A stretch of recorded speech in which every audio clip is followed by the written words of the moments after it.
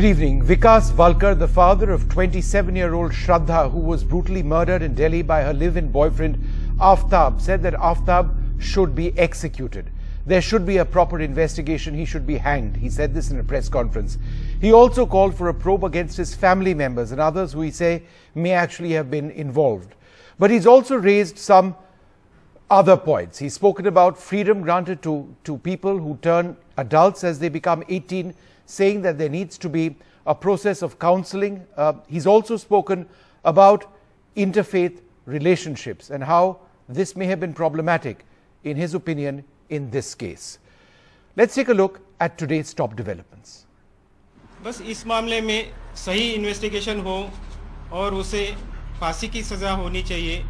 The father of Shradha Walkar, the 27-year-old woman brutally murdered in Delhi by her live-in boyfriend Aaftab Amin Poonawala, demanding the death sentence for the accused.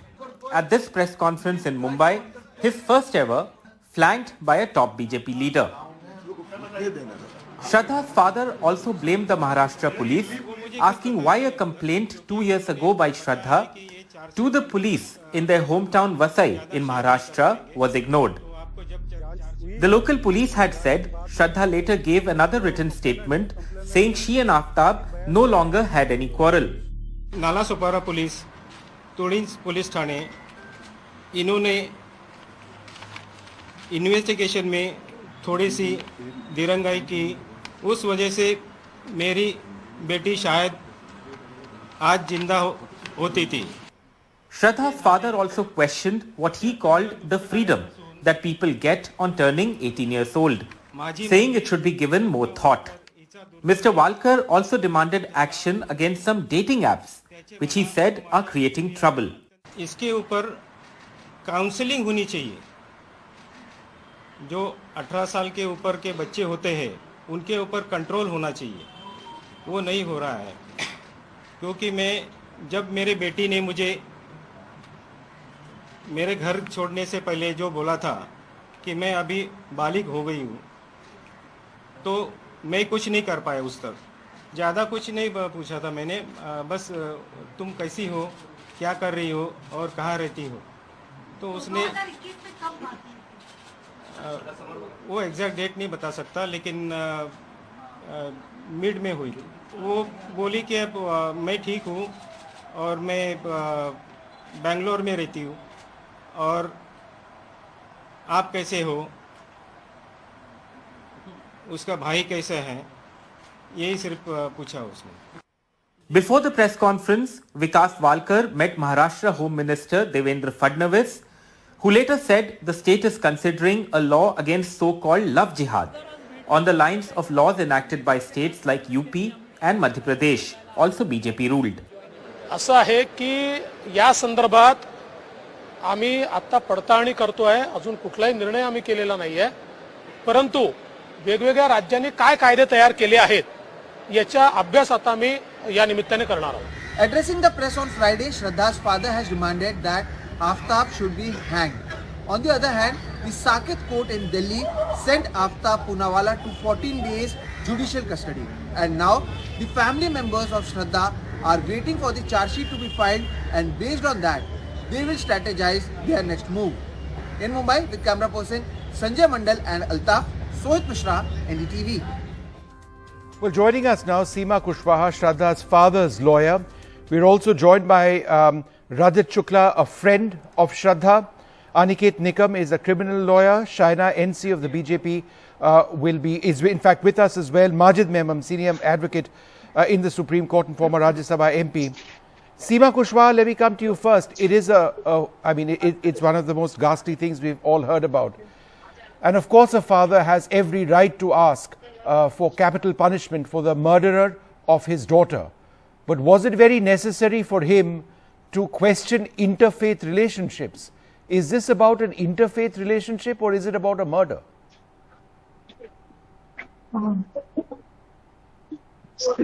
अगर ये interfaith relationship में उन्होंने ये बोला है कि इस पर काउंसलिंग होनी चाहिए, बट जितना उनसे हमारी बात हुई तो अगर इंटर रिलीजन ही मैरिज हो रही है तो और या लिव इन में है तो वहां पर भी ऐसे क्राइम हो रहे हैं, फिर वो नहीं होनी चाहिए। तो ये इसका मैं कहूंगी कि कोई इंटरकास्ट इंटर रिलीजन रिलेशनशिप होने की वजह से ये नहीं है। क्रिमिनल माइंडसेट का पर्सन कोई भी हो सकता है।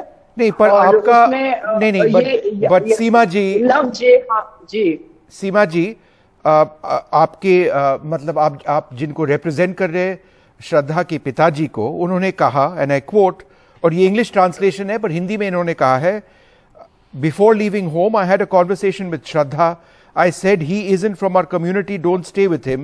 She said I want to stay with him. This is a terrible murder. That's what we are focusing on. A criminal mind, criminal activity. How many more women have been targeted in this manner? What is the point of anybody saying he isn't from our community? Why is this being made into love jihad or anything of that sort? उन्होंने love जिहाद term का use नहीं किया है। उनका ये कहना है कि जो 18 इयर्स से अबव अगर बच्चे हो गए तो जब वो उनकी खुद की इतनी अंडरस्टैंडिंग नहीं है, वो सोसाइटी को नहीं समझ रहे हैं, क्या उनको सडनली अपने पेरेंट्स को छोड़ करके किसी के साथ लिव इन में रहना चाहिए? ये दूसरा चीज है। उसके पीछे उन्होंने दो चीज कही, दो चीज कहा था आज सुबह, और आप जो कह रहे, he also question the freedom that people get on turning 18। ये एक पॉइंट है, और इसमें भी मेरा कुछ सवाल है आपसे। पर उन्होंने ये भी कहा था कि घर छोड़ने के पहले मैंने श्रद्धा से बात की थी और मैंने कहा था ये हमारे समुदाय से नहीं है। All right, this line is terrible. I'll try and come back to Seema in a little while from now. Aniket Nikam, would you like to jump in over here? What are we talking about? A horrific mind? Or are we talking about, for example, love jihad? Because today you've got Devendra Fadnavis, the Deputy Chief Minister of Maharashtra, saying that, look, perhaps there needs to be a law on love jihad, right? Now, are we not missing what this is about? Or are we not missing what this is about? Vishnu, irrespective of what community, religion he belongs to, a criminal is always a criminal. Exactly. This murder, as you rightly said, is not only a brutal murder, it is not only a cold-blooded murder, but it's a frozen-blooded murder, I would say. And police has a daunting task ahead of them. They have, this entire case is resting on circumstantial evidence. Now, in a case resting on circumstantial evidence, the law is well settled. They have to establish each and every circumstance to point that this man alone is responsible for the death of this girl and no one else. Apart from that, in respect of this love jihad issue, well, there are maybe political implications about it. I do not want to comment on it. It's an issue that is for me at least, does not concern me, because the man who has committed the murder, the police will have to first investigate the motive behind it. What was the motive behind it? What was the reason for doing it? Was it because she was belonging to some community and he was from other community? Now, all these angles will have to be investigated. And merely because somebody is saying something does not mean that the police will have to investigate into that direction unless they come across motive or links to that direction. Okay. Shaina NC, great speaking to you, Shaina, after such a long time. But I must ask you 2 points over here. Thank you, Vishnu. Is it dangerous in a sense that this conversation at some quarters is veering towards this entire discourse on love jihad? Number one. And number two, the entire issue of control over children who turn 18. So these 2 points, your view. Firstly, love jihad, and secondly, kids turning 18 and therefore becoming adults. So at the outset, Vishnu, let me please say that I accepted this debate because I truly believe Shraddha's murder is probably the most dastardly act we've ever heard of. As her father spoke today. It was not just horrific, I think it was worse than horrific, because this kind of a perverted mindset or animal instinct, or even animals are better than this man in question. So one would only want capital punishment and want sazae maut, as they say. But having said that, I think that we need to look at 2-3 aspects. We all have teenage children, we all have adult children. Once a child crosses 18, and especially in her case, goes to the police station and makes a complaint, the police should have taken cognizance of it. when Devendra Fadnavis today assured that there would be amendments made, but also the previous government and dispensation that chose to just dismiss it as an 18-year-old who's come to make a complaint and withdraw it, there has to be the counseling aspect. There has to be some kind of question. Forget this Hindu-Muslim angle for a second, because this kind of let's forget it altogether. This is worse than a terrorist act. This is not Hindu-Muslim. This is a murder. No, I'm not saying forget it altogether. It absolutely. A woman has been murdered. But what is the psyche of this person who has murdered? That is what needs to come out. A criminal. Because this is worse somebody than a who is psychotic. Mind. I mean, criminally. No, it's. You know, I mean, it's the psyche of the person is of a criminal. We as a society, it has nothing to do with religion, is all I'm saying. Yes. Shaina, I do believe it's important that we talk about this. We need to empathize. We need to empathize with Shraddha's father, because if Shraddha's father feels that he belonged to a particular community and was trying to show his instincts for best known reasons to him, I think that the police investigation is something that could not and should not have been lax. In the past, we saw that when you had the previous dispensation, there would be many such complaints which came, and the police may have been very, very exhausted in other roles. So the role of the administration, yes. Role of society at large, the most important, because if you have boys like this, then I say that we really need a campaign, bete ko padhao, bete ko sikhao. It's not about beti bachao, beti padhao anymore, because Shraddha has an individual choice which obviously was not respected, and for whatever reasons, whether she chose or did not choose is one thing, but this kind of a dastardly act of cutting her to pieces, I think is the worst of worst. So we need China, to you've speak not directly answered on how law the first will part take of what its I course. asked you. But be that as it may, Majid Memon, you know, why does conversation, not necessarily on this program, but certainly online, certainly in terms of what the Deputy Chief Minister of Maharashtra, Mr. Fadnavis, had to say, why this discourse on love jihad? The mind of a criminal, you've dealt with criminal law for decades. Yeah, it's not governed by religion, is it? Give me a couple of minutes. Yeah. And I think I will take your leave once I conclude my one innings. You see, I won't wait for my second innings. No, please wait for your second innings, sir. No. I so this match might be a 4 innings match. I was told that there are only 2 people. I have agreed to join only on that condition. But I find 6 people here. Therefore, I don't participate in such debates. I'm sorry, Om, but anyway, now that I have joined, I will just express myself in a couple of minutes and take your leave. I won't stay here. Now, first thing that I must convey, let Mr. Vikas Walkar be conveyed that he is not alone in losing his daughter. Hundreds and thousands and lakhs of people are with him. Everybody is anxious that Shraddha must get justice and her father must get justice. That is first assurance. Now, next I must tell him that he ought not to have sat with some political leaders. Why does he want to identify himself as though some political parties supporting him? Then all the other political parties would just be vindictive because he is taking support of her. He need not take a political leader to lead him. He has to follow the course of justice. And remember, Vishnu, one very important thing I want to convey to your viewers. Now, these days, we are finding that Chief Minister, ex-Chief Minister must be blamed, or ex-Home Minister must be blamed, MVA did not do that, etc., is absolutely meaningless. No political leader, current or ex, has anything to do with regard to investigation in a serious crime like this. Now, this is a brutal murder, and this would easily fall within the category prescribed by Supreme Court as the rarest of rare case. Right. Let Vikas remain rest assured on that. Nobody can change that situation because the facts of the case very abundantly make it fall under that category. Second more important thing which I must convey. You see, when a criminal investigation takes place, much less in a case of such serious and grave offense, no political leader must interfere in that at all. And I don't know whether many of us may not know that while a criminal investigation is going on, it's a criminal procedure. It's the mandate of Supreme Court that no political leader is expected even to interfere by making a telephone call. If I am the investigating officer and if a political leader has made a telephone call to me to do something or to omit to do something or to favor or disfavor something, then that has to be recorded in the crime case diary. Okay. You see, and later in the trial, that would go against justice. And therefore, let political leaders keep them a distance from there. Sure. And let Vikas trust our administration of justice. Let Vikas trust our police machinery, which is duty bound to deliver justice in this case, not just for Vikas, but for entire Indian society.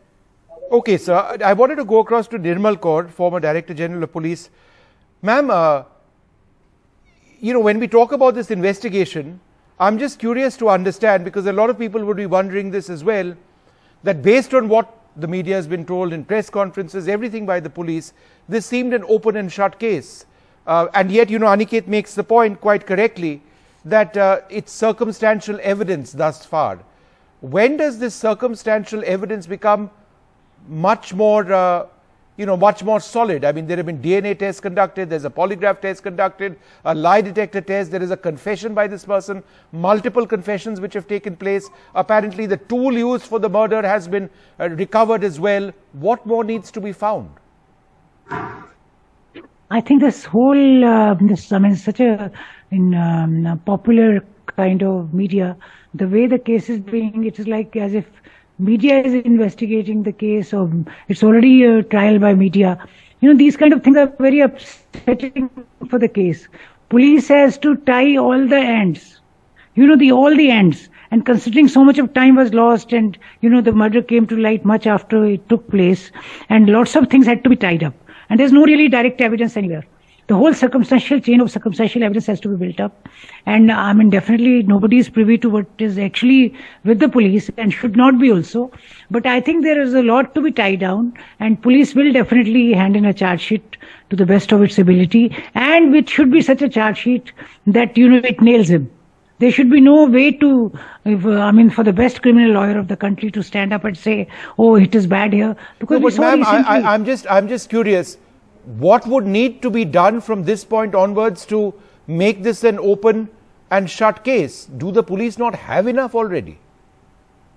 I would suppose they have enough already, and they are proceeding. The moment they are able to have all the ends tied up and all the loose ends together, they will definitely file a charge sheet. You have to trust the police on that. No, it's not a question of not trusting them. I'm just trying to understand the process and the procedure. Aniket, would you like to come in on this? Because you made this very important point that it's circumstantial. When does circumstantial, what further do you need to do to prove that circumstantial evidence is the proof? There have been instances where even a case that is based on circumstantial evidence, the Supreme Court has affirmed the death sentences that were awarded by the trial court. So it is not so that in a case based on circumstantial evidence, there cannot be a death sentence. Be that as it may, your question as to what else is required to be done. Yes. Now, the recovery aspect is very important. The police has to recover the crime, the offense that has been used, the weapon that has been used in the crime. The police has to connect all the dots. By this, I mean there should be a DNA test. The blood that is found must be matching with the blood of the parents of Shradha. Then other polygraphic tests, other tests that he has undergone, and all these circumstances must stand on their own foot. By this, I mean that when all these circumstances are put for trial, the court should be able to draw an irresistible inference that it is this man alone who has committed this offense and no one else is involved in this. Now, once that chain is complete, then nobody will be able to escape, to get him out of it. So that is an important aspect. Apart from that, Mr. Memon, who is a senior lawyer, we respect him. He said that father of this girl should not have gone to media and should not have addressed the media. I feel we should empathize with him. We should understand that he's suffered a lot, and probably just to vent out whatever he felt, he did what he did. But apart from that, it is a challenging job before the Delhi police to establish, because in a case, there is no eyewitness to the incident. They are trying to connect the dots that he left in the night, he came back in the morning, probably was gone for doing this. But then this must point out motive is very important. Last seen theory is very important. There have been cases where Supreme Court has said even if the boyfriend and girlfriend are together under one roof, that by itself does not mean that where does confession come in? Confession. What is the power of confession? When does confession value, become absolutely. legally admissible? Well, this confession, if it is before the magistrate, recorded under 164 of CRPC, it has got sanctity in law. So that's not happened, right? What you're saying is that's not happened.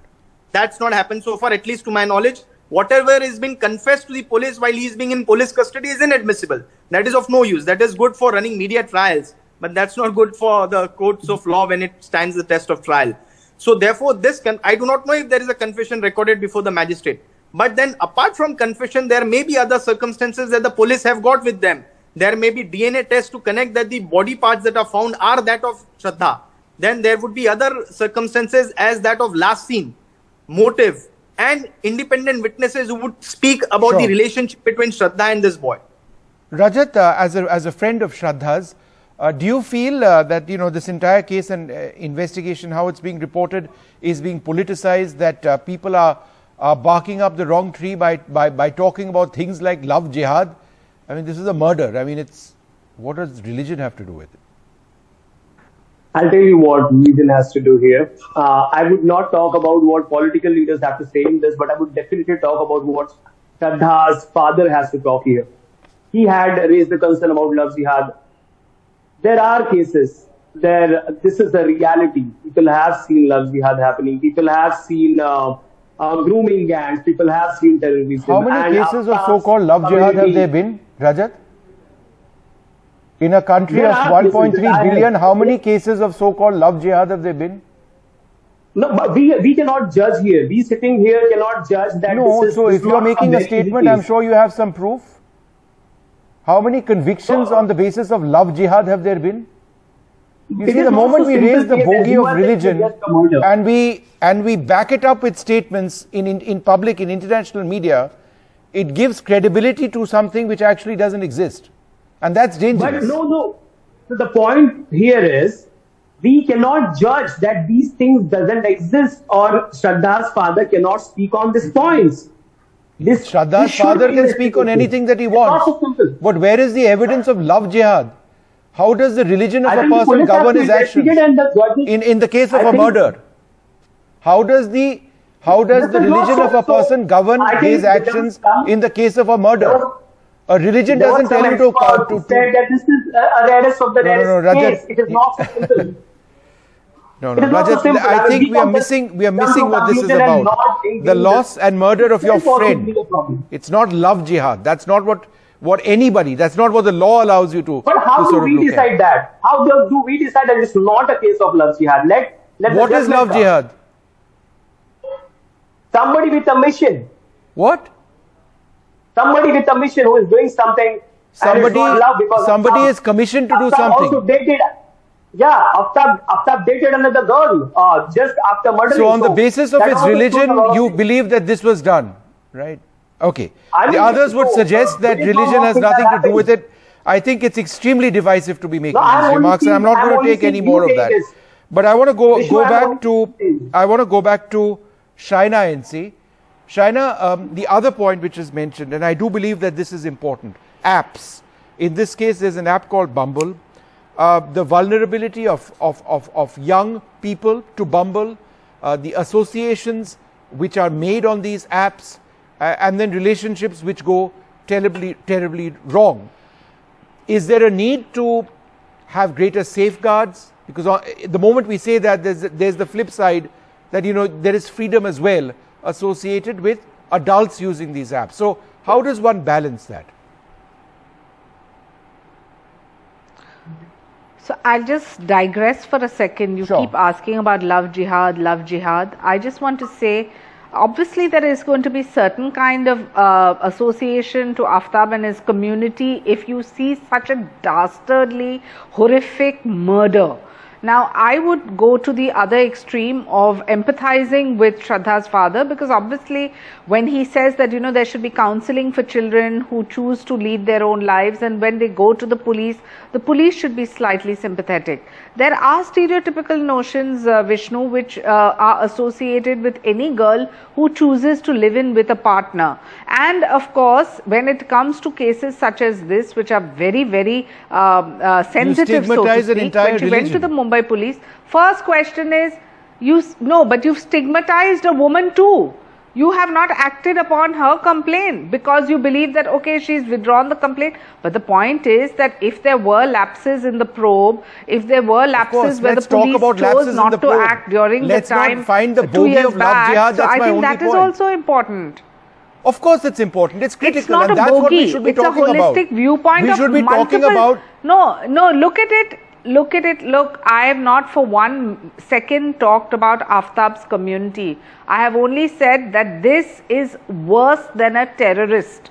This is a most perverted mind which needs to be condemned to totality, and we need to make sure that there is capital punishment for such cases, because only then will there be fear of law. But when Shraddha's father met with Devendra Fadnavis, what was his plea? His plea was, please bring about certain legislative changes so that the administration as well as the legislation in these rarest of rare cases give rigorous punishment. Now, is that not something we can all agree to disagree on? Of course. And unitedly agree? But I think it's the statement on love jihad which are problematic, ma'am. Because they aren't You're going back to only one spin. That's right. No, but Vishnu, you're going back to only one spin. No, but China, you're right. This is a messed up mind which has no logic. Shouldn't this conversation exclusively be on the murder, on the evidence, on apps, on people in relationships, young people, how women can be more vulnerable in our societies and in our cities, without talking necessarily about and also for that matter, women like this who are in toxic relationships and don't want to even go back to their family, even shelters, that's even something we must discuss. We must talk about how women can go and have a community that empathizes with them and are sensitive with them. But if you have the father of this girl say that, there are questions about the community that she was in an interfaith relationship But why not? Why wouldn't he, an entire community, as a father, look at every single angle? The father can say what he wants, but isn't it dangerous to stigmatize an entire community? As a father, he is looking at every single angle. You may disagree with him.